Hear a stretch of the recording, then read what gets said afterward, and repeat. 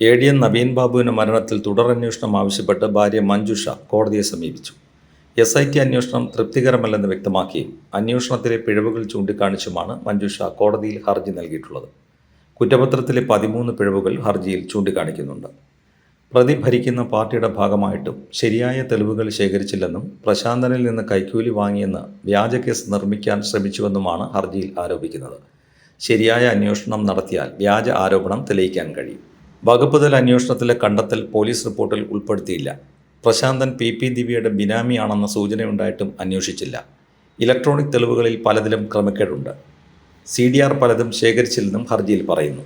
SIT അന്വേഷണം തൃപ്തികരമായിരുന്നില്ലെന്നും കുടുംബം പറഞ്ഞ കാര്യങ്ങളൊന്നും അന്വേഷിച്ചില്ലെന്നും നവീൻ ബാബുവിൻ്റെ സഹോദരൻ പ്രവീൺ ബാബു പറഞ്ഞു.